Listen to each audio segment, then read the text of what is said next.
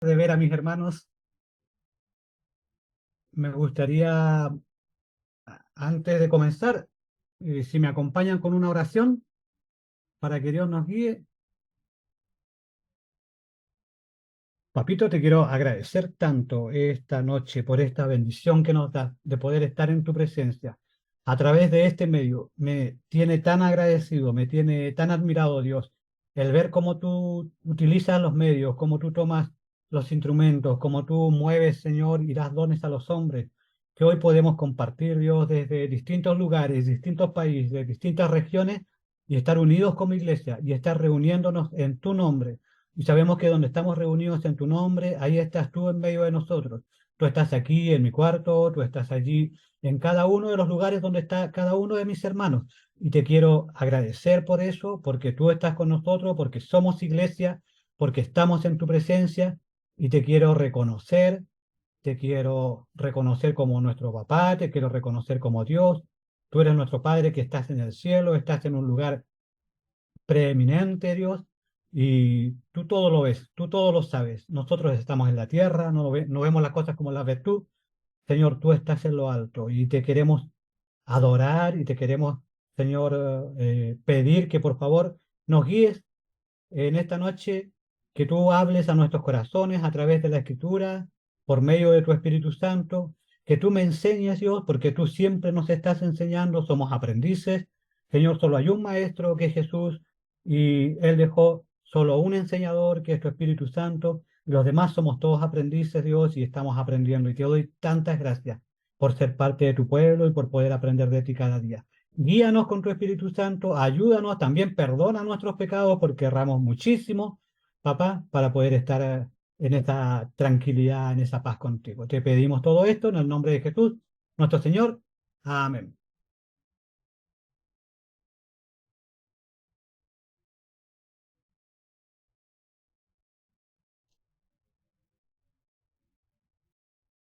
La, eh, Álvaro me pidió que si podía compartir unas clases sobre el Espíritu Santo y la verdad que el Espíritu Santo es alguien que a mí me fascina, podría decir, es un tema que a mí me fascina, pero no creo que el Espíritu Santo sea un tema, yo creo que es una persona y que el Hijo de Dios está relacionándose con él y, y estamos aprendiendo. Soy un aprendiz, o sea, estoy aprendiendo de Dios y poquitas cosas que podemos aprender también las podemos compartir, que es la idea. Y el tema para hoy o la clase para hoy sería este, el Espíritu Santo, su persona, lo que es y lo que hace. Como decía Álvaro, estos serían los temas de las cuatro clases que podríamos tener. Hoy el Espíritu Santo su persona, el 15 de agosto el Espíritu Santo su guía, en la parte uno, el 22 de agosto el Espíritu Santo su guía, parte 2. El punto ahí es cómo guía el Espíritu Santo, hacia dónde nos guía y cómo guía hoy el Espíritu Santo. Y el 29 de agosto el Espíritu Santo, su llenura. ¿Qué significa ser lleno del Espíritu? ¿Para qué ser lleno? ¿Qué es y qué no es ser lleno del Espíritu? Según lo que podemos aprender de la Biblia. Pero hoy es este el tema, el Espíritu Santo, su persona, lo que es y lo que hace. Y para esto creo que podemos comenzar desde el comienzo con Jesús, cuando Jesús se bautiza, Mateo 3, versos 16 17, dice, tan pronto como Jesús fue bautizado, subió del agua, en ese momento se abrió el cielo y él vio al Espíritu de Dios bajar como una paloma y posarse sobre él. Y una voz del cielo decía, este es mi Hijo muy amado, estoy muy complacido con él. Creo que conocemos esta escritura, no es nueva para nosotros, y aquí está hablando de Jesús, habla del Espíritu Santo, aquí lo vemos en una pintura, y también habla del Padre que llama a Jesús, este es mi Hijo amado, estoy muy complacido con él. Aquí vemos a Jesús, vemos al Padre y el Espíritu Santo, y los tres actuando como una unidad, y es algo básico que nosotros creemos, que tanto el Padre, el Hijo y el Espíritu Santo son una unidad. Y después vamos a ver, es una unidad familiar, pero divina. Hasta antes de eso, y hasta el día de hoy, los judíos solo piensan o creen que solo Dios es una persona. Y es esa persona a la que nosotros llamamos Padre. Pero ellos todavía están esperando al Mesías. Entonces ellos no tienen esta creencia. Cuando viene el cristianismo, cuando aparece Jesús, aparece el Mesías, Jesús nos enseña una nueva revelación de Dios y en esta revelación se muestra que tanto el Padre, Jesús y algo nuevo, el Espíritu Santo son parte de una unidad. Y aquí los vemos trabajando como una unidad. En el bautismo de Jesús vemos al Espíritu Santo y vemos al Padre proclamando a Jesús como su Hijo. Entonces, podemos preguntarnos qué es el Espíritu Santo. Yo creo que la Biblia muestra que el Espíritu Santo es una persona, porque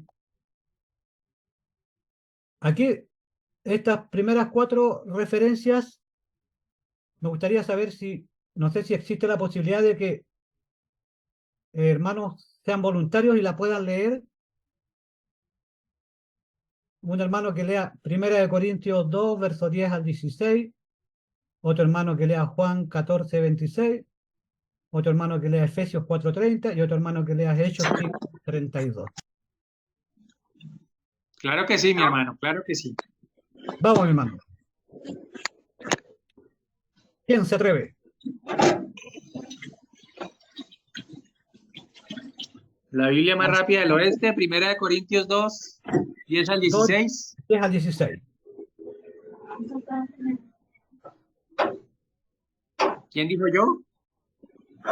Hechos 5:32. William, puede ser.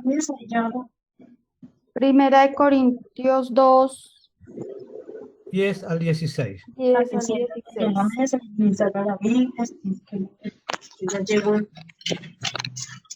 ¿La leo? Por favor. Vamos, mi hermana. Listo, entonces. Primera de Corintios 2, 10 al 16. Dice la Escritura. Estas son las cosas que Dios nos ha hecho conocer por medio del Espíritu. Pues el Espíritu lo examina todo, hasta las cosas más profundas de Dios. ¿Quién entre los hombres puede saber lo que hay en el corazón del hombre, sino solo el Espíritu que está dentro del hombre? De la misma manera, solamente el Espíritu de Dios sabe lo que hay en Dios. Y nosotros no hemos recibido el Espíritu del mundo, sino el Espíritu que viene de Dios para que entendamos las cosas que Dios en su bondad nos ha dado. Hablamos de estas cosas con palabras que el Espíritu de Dios nos ha enseñado y no con palabras que hayamos aprendido por nuestra propia sabiduría. Así explicamos las cosas espirituales con términos espirituales. El que no es espiritual no acepta las cosas que son del Espíritu de Dios, porque para él son tonterías y tampoco las puede entender, porque son cosas que tienen que...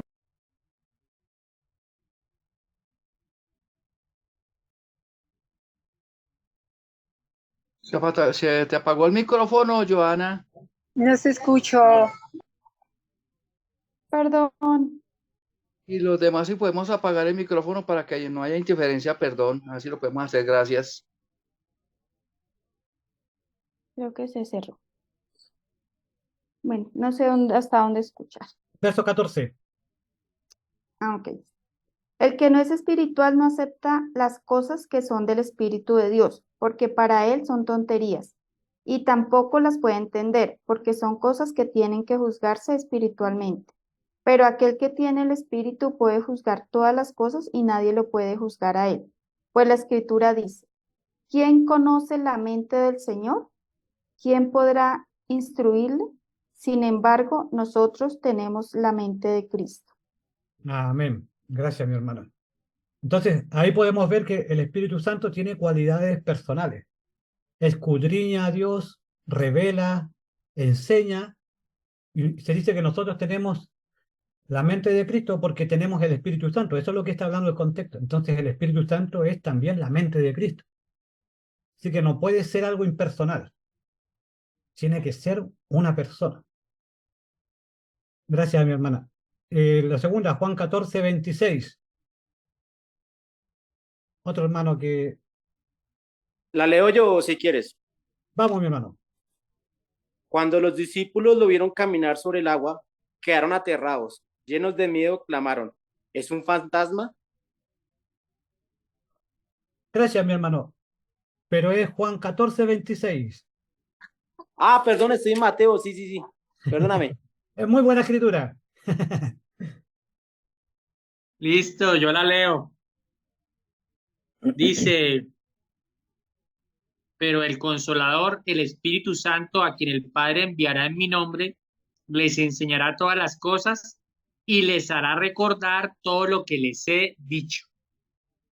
Enseña y recuerda. Gracias, Álvaro. Entonces el Espíritu Santo enseña y recuerda cosas precisas de Jesús, detalles.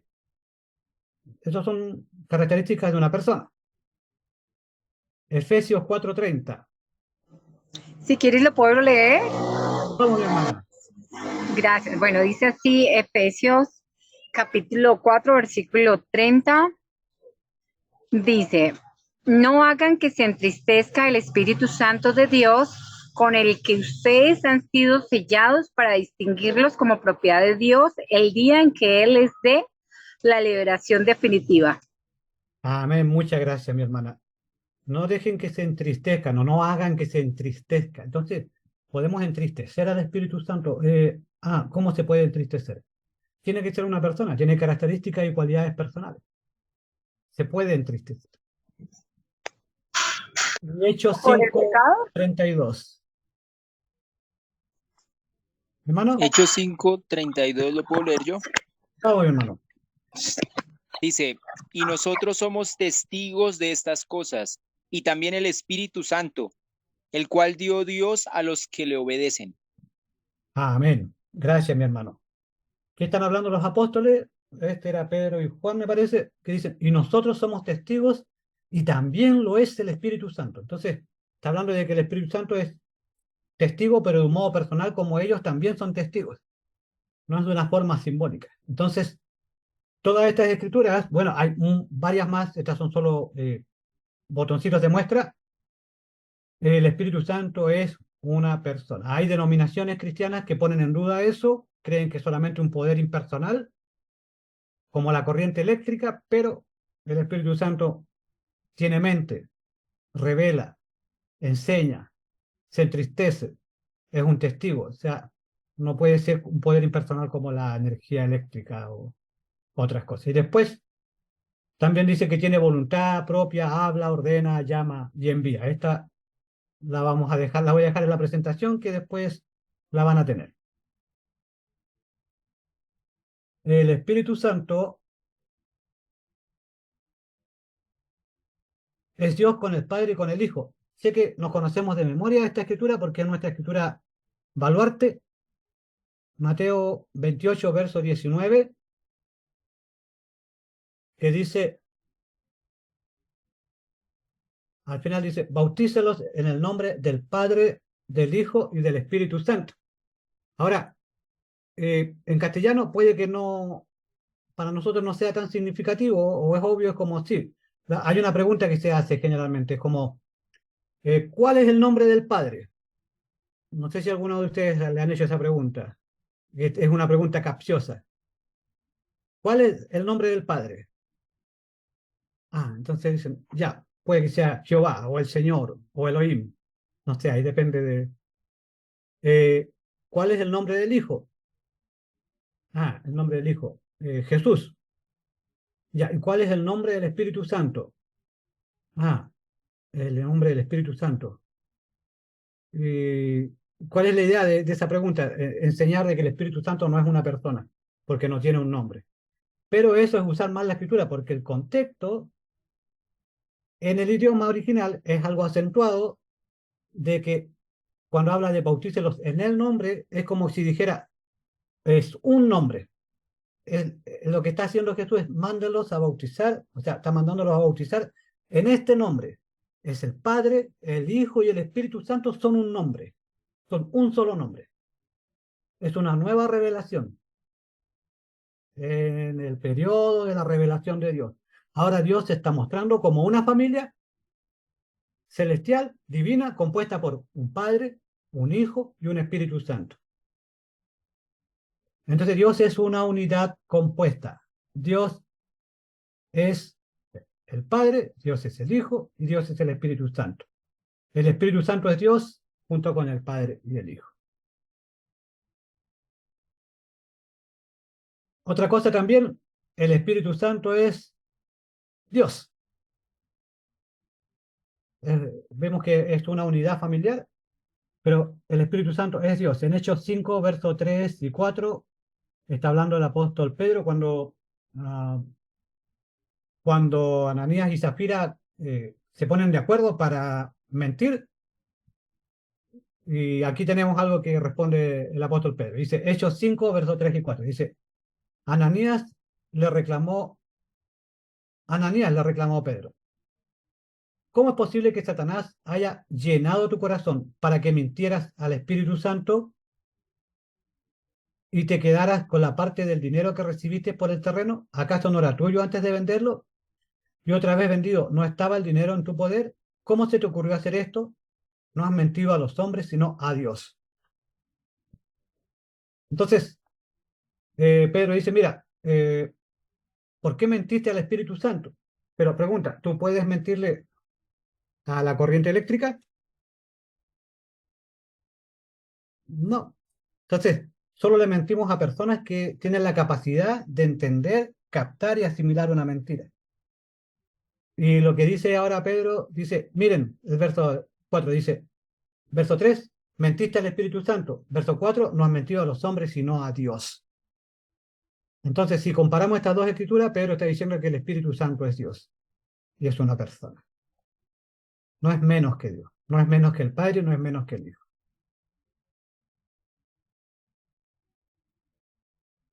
No solo esto, el Espíritu Santo es el Señor. Segunda de Corintios 3, versos 17 y 18. La versión NBI dice así, dice, ahora bien, el Señor es el Espíritu, y donde está el Espíritu del Señor, allí hay libertad. Así todos nosotros, que con el rostro descubierto reflejamos como en un espejo la gloria del Señor, somos transformados a su semejanza, con más y más gloria, por la acción del Señor, que es el Espíritu. Entonces, algo que vemos, el Espíritu Santo no es un recurso opcional para nosotros. Él es el Señor. Es un Señor con el Padre y Él participa en el mismo señorío del Padre y de Jesús. Él es el Señor porque Él es Dios. Pero a veces pensamos que el Espíritu Santo es como, puse aquí este ejemplo, una persona que está ahí, está en reserva, está en el banquillo, esperando que se le permita jugar. Y podemos pensar, sí, pero es como una opción. Sí, yo quiero saber del Espíritu, pero es una opción. Es un recurso. No, el Espíritu Santo es el Señor. Y Él es el que causa el efecto de irnos transformando cada vez más. Dice, transformados a su semejanza con más y más gloria por la acción del Señor, que es el Espíritu. Es el Espíritu Santo el que nos ayuda a vivir, nos enseña a vivir en el señorío de Cristo. Es el Espíritu Santo el que nos hace vivir sujetados a Cristo.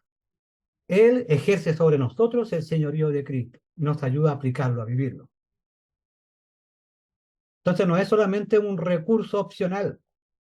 Si es el Señor, Él merece toda mi atención. No solo eso, el Espíritu Santo es el Señor de la iglesia o en la iglesia. Entonces, hemos visto, es persona, es parte de una unidad, es persona, es Dios, es el Señor, y Él es el Señor de la iglesia. Hechos 13, verso 1 al 4, dice, en la iglesia de Antioquía eran profetas y maestros Bernabé, Simeón, apodado el Negro, Lucio de Cirene, Manaén, que se había criado con Herodes el tetrarca, y Saulo. Mientras participaban en el culto al Señor y ayunaban, el Espíritu Santo dijo, apártenme ahora a Bernabé y a Saulo para el trabajo al que los he llamado. Entonces, pensemos, estaban ministrando, estaban orando, estaban ayunando, estaban buscando hacer un trabajo para Dios, iniciar una obra misionera, y el que habla es el Espíritu Santo. En el libro de Hechos, el Espíritu Santo es el Señor de la iglesia. Él gobierna, Él guía, Él manda, Él está a cargo de. Y aquí el Espíritu Santo dijo, apártenme, apártenme, o sea, con propiedad, imperativo, a Bernabé y a Saulo para el trabajo al que los he llamado. ¡Wow! El Espíritu Santo llamó a dos personas a hacer un trabajo y está ordenando en la iglesia. Él es el Señor en la iglesia. Él manda. Ahora, ellos estaban rendidos al señorío de Cristo, pero para ellos era paralelo al señorío del Espíritu Santo en sus vidas. Verso 3 y 4. Así que después de ayunar, orar e imponerles las manos, los despidieron. Bernabé y Saulo, enviados por el Espíritu Santo, bajaron a Seleucia y de allí navegaron a Chipre. Entonces, era una convicción de la iglesia que el Espíritu Santo era el que estaba a cargo. Él tenía que gobernar, él ordenaba, él escogía, él enviaba. Y los discípulos tenían que estar alineados, de acuerdo con la voluntad del Espíritu. Ellos solo hacían o transmitían lo que ya sabían que Dios estaba ordenando. El otro consolador. Finalmente, cuando me preguntan por qué creo que el Espíritu Santo es persona, lo digo porque creo en Jesús. Y Jesús claramente enseñó que el Espíritu Santo es persona. Y es una persona especial. Juan 14, verso 16, dice, y yo le pediré al Padre, y Él les dará otro consolador, para que los acompañe siempre. Jesús se está despidiendo, falta poco para que Él muera, resucite, estará un poco tiempo más en la tierra, pero Él dice que quiere enviarles a el consolador. Esa palabra, consolador, al menos así aparece en la NBI, en la Reina Valera y otras versiones, es una palabra en el original que es parácletos. Y tiene un historial bastante curioso esta palabra. La copié aquí de un diccionario. Dice, literal, llamado al lado de uno. Es un adjetivo verbal, la palabra parácletos. Y sugiere la capacidad o adaptabilidad para prestar ayuda. O sea, se le llamaba paráclito a alguien que podía ayudar de diversas formas. Adaptabilidad para prestar ayuda. Se usaba en las cortes de justicia para denotar a un asistente legal, un defensor, un abogado. De ahí generalmente el que aboga por la causa de otro. Un intercesor, abogado. En un sentido más amplio significa uno que socorre, que consuela. Por eso algunas versiones lo llaman el ayudante, pero esta palabra parácletos tiene una profundidad muy grande y cuando se traduce, los traductores tienen que escoger más o menos cómo interpretarla porque es muy amplio el significado, muy profundo. Juan 14, 16, consolador, parácletos, si entonces significa alguien llamado al lado para ayudar. Y ese alguien puede ser consejero, fortalecedor, consolador, ayudador, consultor, abogado, aliado, amigo. Necesitamos consejero, tenemos el Espíritu Santo. Necesitamos fortalecedor, necesitamos depender del Espíritu Santo. Consolador, ayudador, consultor, abogado, aliado, amigo. Todo esto encierra el significado de esta palabra tan pequeñita, parácletos. Todos estos nombres nos hablan de la relación que el Espíritu Santo tendría con los seguidores de Jesús. ¿Qué sería Él para nosotros? En distintas versiones vemos que no es contradicción, sino que tienen que optar cómo interpretar, cómo traducir la palabra. En la NBI, Reina Valera, la Biblia de las Américas, se traduce, cuando dice el consolador, se traduce como consolador, Paráclito. En la Nueva Traducción Viviente dice abogado defensor, y yo les enviaré el abogado defensor, o otro abogado defensor. La Dios habla hoy solo dice defensor. La Biblia, la palabra, abogado. Mire la variedad. PDT, el consejero. En la Biblia textual o la Biblia de Jerusalén, mejor traducen la palabra, no la traducen, sino que la ponen una opción de traducción. Le dicen parácletos. Y al pie de la página le dan toda la explicación de lo que significa esta palabra. Y depende del traductor, unos lo traducen como parácletos o otros paráclitos. Y eso es variable. Esta Biblia, ya no me acuerdo cuál era, lo traduce como intercesor. Entonces es muy rico. Puede sonar aburrido en lo que estoy diciendo, pero si nosotros entendemos que todo esto puede ser el Espíritu Santo para nosotros y que podemos aprender y tenerlo dándonos toda esta variedad de ayuda, es algo muy necesario. Es una riqueza inmensa. Cuando Jesús le promete a sus discípulos, a sus seguidores, que les va a enviar otro consolador, otro paráclitos. El otro consolador, Jesús habló de enviarle otro consolador a los discípulos. Si el Espíritu Santo era el otro consolador, o paráclito, o abogado, ¿quién era el primero? Entonces, pregunto, como si yo dijera, voy a ir en el otro auto. Si estoy hablando de la conversación, se sobreentiende que entonces hay otro auto anterior que es, o al menos, oye, yo voy a venir hoy día, pero con otro amigo. No voy a venir, no vas a venir con el amigo anterior. Se sobreentiende que está hablando de un paráclito. Si habla del otro consolador, el Espíritu Santo es el otro consolador, hay uno primero. ¿Quién sería ese otro primero? Jesús es el primer consolador, el primer paráclitos. Esto lo dice en 1 de Juan, capítulo 2, verso 1. Mis queridos hijos, les escribo estas cosas para que no pequen. Pero si alguno peca, tenemos ante el Padre a un intercesor. En todas las versiones aparece simplemente la palabra intercesor o abogado. Abogado tenemos para con el Padre, a Jesucristo justo, dice la versión Reina Valera. Pero ahí la palabra es parácletos. Es lo mismo que lo llama igual como Jesús llama al Espíritu Santo. Jesús es ese primer consolador, primer abogado, primer amigo. Él fue todo eso para sus discípulos. Y él estaba prometiendo a alguien que iba a seguir cumpliendo sus funciones con los discípulos. Él se iba, pero no los iba a dejar solos. Iban a seguir siendo consolados, animados, enseñados, edificados, tanto como él lo hizo. En Romanos 8, versos 26 y 27, habla del Espíritu Santo. Dice, asimismo, en nuestra debilidad, el Espíritu acude a ayudarnos.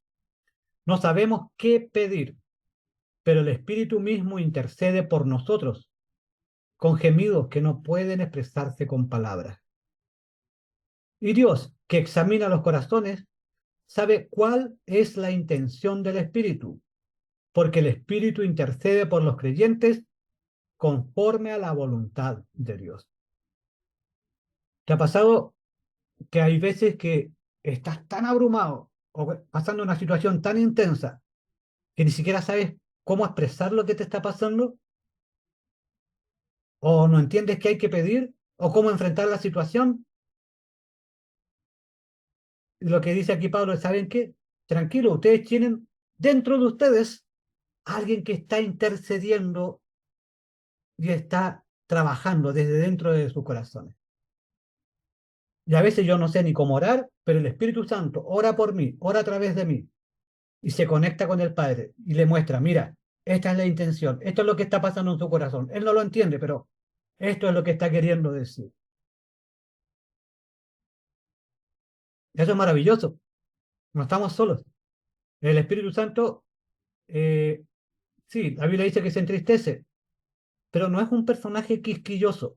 No sé si se entiende bien eso en el país de ustedes. Acá quisquilloso es como alguien que, ay, que todo le molesta, que todo, por todo se enoja. ¿Sabes qué? En nuestra debilidad, Él lucha por nosotros. Está dispuesto a no abandonarnos. Está dispuesto a dar la batalla y a hacernos crecer y a llevarnos a Dios. Es un amigo que quiere estar ahí.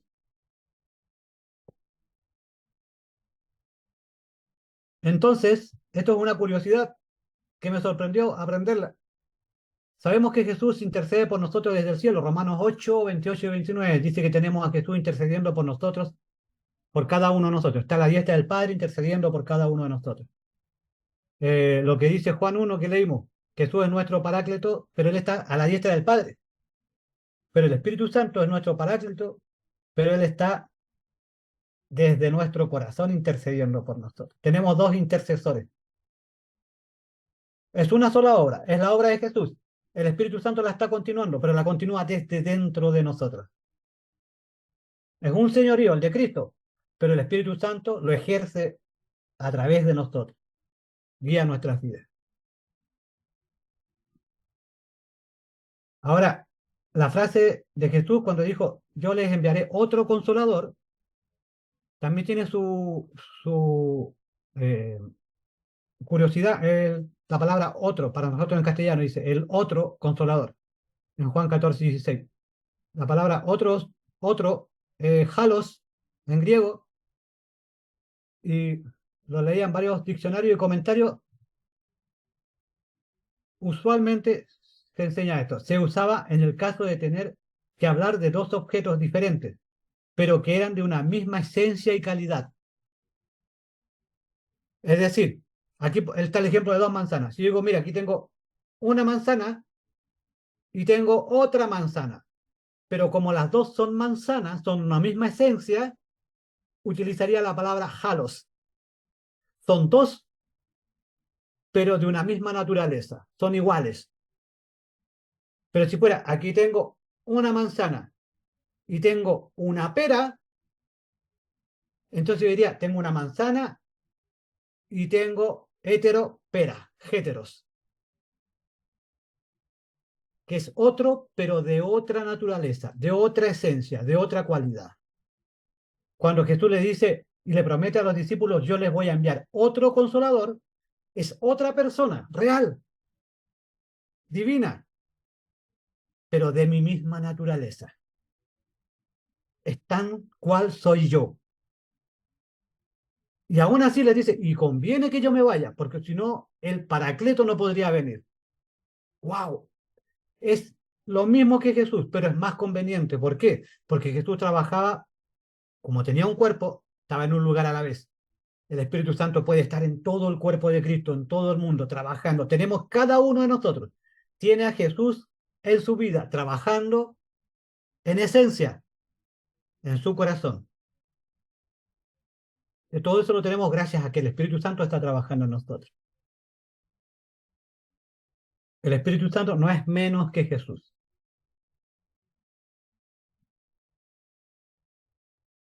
Entonces podríamos poner como la obra del Espíritu Santo una característica. Hemos visto que Él es persona. Pero ¿qué clase de persona? ¿Qué cosas le interesan a esta persona? Cuando tenemos un amigo, ¿qué cosa? ¿Cómo describimos a este amigo? Su personalidad, ¿cómo es? Uno diría, sí, le gusta el fútbol, es tímido, es introvertido, es extrovertido.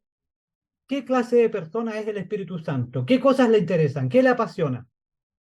¿Qué le molesta? ¿Qué le gusta?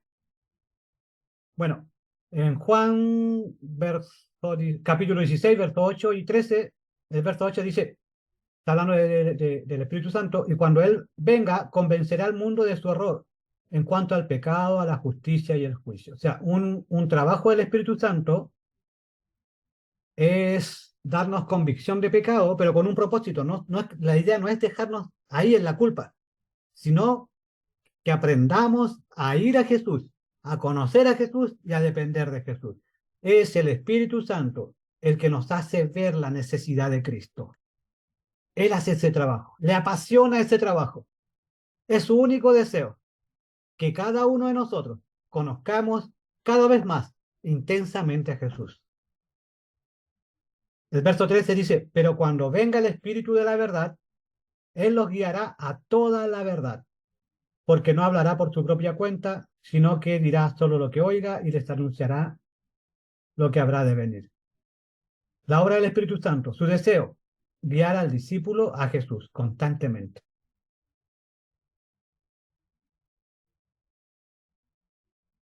La obra del Espíritu Santo desea glorificar a Jesús en nosotros, no solamente guiarnos, sino que Él sea glorificado, que sea honrado, que sea puesto en alto. Esa obra no la podemos hacer nosotros solos. Tratar de glorificar a Dios sin depender del Espíritu Santo no la vamos a poder hacer. Dice Juan 16, versos 14 y 15. Él me glorificará, porque tomará de los míos y se lo dará a conocer a ustedes. Todo cuanto tiene el Padre es mío, por eso les dije que el Espíritu tomará de los míos y se lo dará a conocer a ustedes. ¿Sabes qué? La pasión del Espíritu Santo es glorificar a Jesús. No es glorificarme a mí, no es hablar de mí, no es glorificar un ministerio X, es glorificar a Jesús. ¿Cuánta pasión hay en mi vida por Jesús? Es cuánto está trabajando el Espíritu Santo en mi vida. Me puede revelar eso. Yo solo quiero hablar de mí, solo quiero que las personas me vean a mí. Poca presencia del Espíritu Santo. Lo único que quiero es que las personas conozcan a Cristo, guiarlos a Él, que sean impactados, que se rindan a sus pies y que Jesucristo sea honrado. Esa es la obra del Espíritu Santo. Glorificar a Jesús. Ni siquiera es glorificarse a sí mismo. Y esa es una de las características que podría ser una pequeña clave para describir ciertos movimientos religiosos donde no es categórico, pero es solamente una idea que yo tengo. Porque yo vengo de un pasado de tipo pentecostal. Y no todo es malo en el movimiento pentecostal. Pero cuando estás en una iglesia que solamente se habla del Espíritu Santo y el Espíritu Santo, y solamente se habla del Espíritu Santo y el Espíritu Santo, la pregunta es, ¿pero el Espíritu Santo quiere glorificar a Jesús? No le interesa que hablen de Él. Lo que quieren es que aprendamos de Él, sí, para glorificar a Jesús, para que aprendamos a ir a Cristo. El Espíritu Santo lo único que quiere es que conozcamos a Cristo. No es autorreferente. Y eso me llama mucho la atención como una cualidad personal del Espíritu. Miren, por ejemplo, esto. Ella, para los que no conocen, ella es mi hermana Lizeth. Yo lidero con ella la iglesia acá en Viña del Mar. Así que esta es una extraña iglesia liderada por dos solteros. Y Dios ha sido bueno con nosotros y está trabajando. Y ella, ahora, esta foto, está ella con dos de sus mascotas. Si lo vemos, ¿cuántas personas hay en esta foto participando aquí? Uno diría, una. Dice, una. ¿Cuántos personajes? Tres, dos mascotas, una persona. Pero ¿sabes qué? No, realmente hay dos personas. Solo que hay uno que no se ve. Esa foto se la saqué yo. Yo estaba ahí. Yo me acuerdo de eso. Pero a mí no me interesaba sacarme una foto a mí mismo. ¿Cuál es la idea de esto? El Espíritu Santo es como ese fotógrafo que nadie ve. Todos dicen, oh, qué linda la foto. Oh, qué bonito quedaste. Pero nadie ve al fotógrafo detrás. Bueno, ahora ya cambió esto con la selfie, uno se ve y se saca fotos uno mismo. Pero la idea es, el Espíritu Santo es como esa persona invisible de la Trinidad, de alguna forma. ¿Por qué? No le interesa que lo vean a Él, lo que quiere es que vean a Jesús, que Él sea glorificado.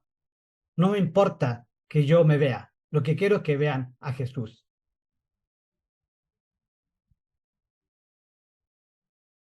La obra del Espíritu Santo, mostrarnos a Jesús y su relación con el Padre.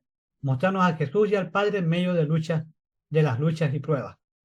Esto está en Hechos capítulo 7, versos 55 y 56.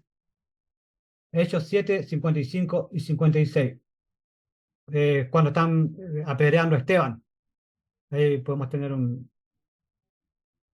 una pintura. Dice, pero Esteban, y aquí quiero que nos fijemos en esto en el verso 55, pero Esteban, lleno del Espíritu Santo, fijó la mirada en el cielo y vio la gloria de Dios y a Jesús de pie a la derecha de Dios. Pregunta, ¿por qué Esteban no ve en el cielo, no ve al Espíritu Santo?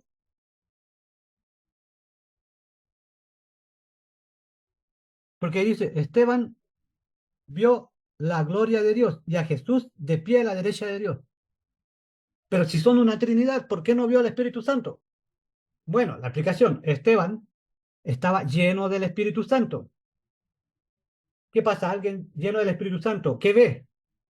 No le interesa mostrarse él. El Espíritu Santo que lo estaba llenando lo hizo ver a Jesús y al Padre. Él es ese personaje que lo único que quiere, saca la foto y envía la visión para allá. Él muestra todo lo que es de Jesús y te lo hace saber. Wow. Quiere que lo veas. Quiere que sea cada vez más real para tu vida y para mi vida. Esteban dice, veo el cielo abierto, exclamó, y al Hijo del Hombre de pie a la derecha de Dios. No es autorreferente. Solo quiere que Jesús sea conocido.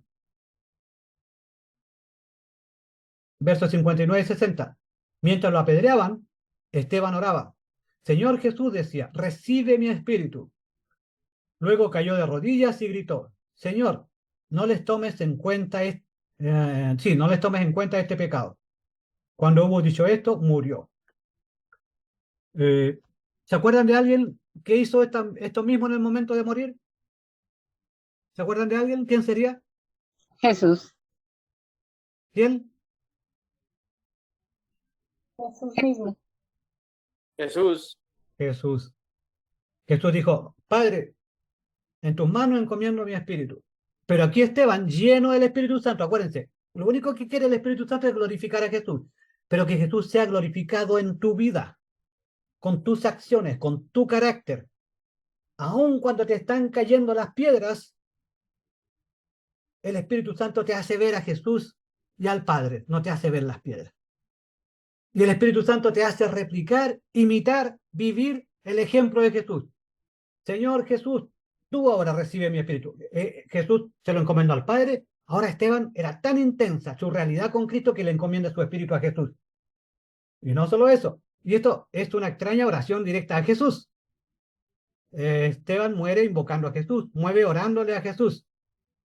Verso 60. Luego cayó de rodillas y gritó, Señor, no les tomes en cuenta este pecado. ¡Wow!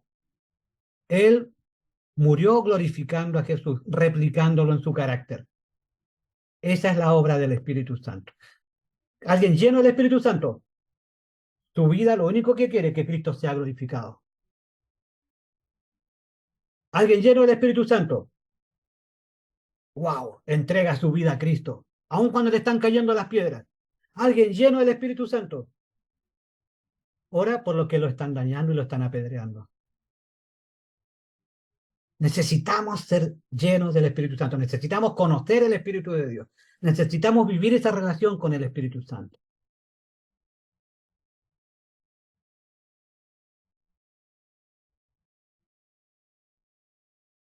Lo que no es, esto ya sería como un resumen de lo que ya hemos hablado.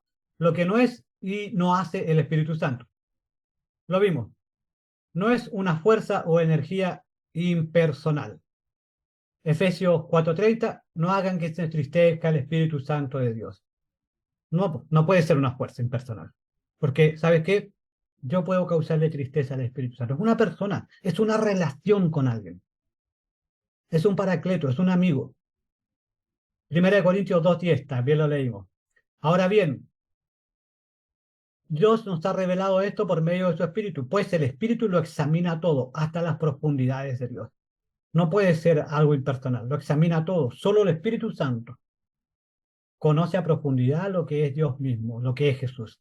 Solo Dios puede comprender a Dios, solo Dios puede abarcar a Dios, solo Dios puede examinar a Dios. Y el Espíritu Santo examina todo. Así que no es una fuerza o energía impersonal. No es una emoción fuera de control. Gálatas 5, 22, 23.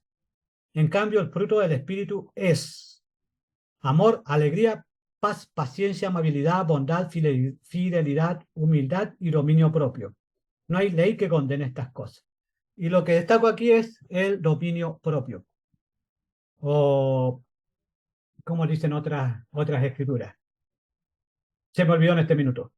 Pero el punto es tu propia voluntad. Cuando tú tienes el Espíritu Santo, Él agiliza tu voluntad. Él te hace estar más consciente. No borra, no anula tu capacidad de escoger. Por lo tanto, alguien lleno del Espíritu Santo no es alguien que está borrado. Situaciones de éxtasis, eso yo lo vi mucho en el pasado, de pensar de que, wow, no, es que yo sentí el Espíritu Santo. ¿Y qué pasó? ¿Y qué hice? No, es que no me di cuenta de lo que hice porque entré en éxtasis. Y nadie supo lo que yo hice, ni siquiera yo lo recuerdo. No. El Espíritu Santo, fruto, lo que produce como fruto es dominio propio, autoconciencia, ejercicio de la voluntad. Segunda de Timoteo 1:7. Pues Dios no nos ha dado un espíritu de timidez, sino de poder, de amor y de dominio propio. No es autorreferente. Cuando venga el Consolador, que yo les enviaré de parte del Padre, el Espíritu de verdad que procede del Padre, Él testificará acerca de mí. 16:14. Él me glorificará, porque tomará de lo mío y se lo dará a conocer a ustedes. ¿Cuánto deseo que personas conozcan a Cristo? ¿O deseo que me conozcan a mí mejor? ¿O a Cristo y a mí? No, el Espíritu Santo es celoso con eso. Él no comparte su pasión, no duplica su pasión. O es Cristo o no es nada. No trabaja con una agenda separada del Padre y de Jesús. Y esto es importante. Juan 16:13 dice, pero cuando venga el Espíritu de la verdad, Él los guiará a toda la verdad, porque no hablará por su propia cuenta. O sea, el Espíritu Santo no ingenia nada nuevo. No sé, un ejemplo. Estudiando la Biblia con un amigo un tiempo atrás, me decía, no, es que nosotros tuvimos una manifestación nueva del Espíritu y ¿sabes qué? Algo nuevo que apareció en la congregación es que empezó a manifestarse el vómito santo. Sé que es una situación extrema, pero algo que conversando con un amigo me lo compartía. ¿Cómo es eso del vómito santo? Sí, es que ahora el Espíritu Santo está trabajando de formas nuevas. Entonces, cuando tú invocas el Espíritu Santo y Él se hace sentir en ti, te hace vomitar para expulsar todos los demonios que tú tienes dentro de ti. Y es como, ¿pero y dónde dice eso en la Biblia? No, no lo dice. Pero es lo que ahora el Espíritu Santo está trabajando así. No, no, no. El Espíritu Santo no tiene agenda propia. El Espíritu Santo lo que hace es someterse a la voluntad del Padre, es enseñar de Cristo, y ahí se queda, y no se mueve de eso.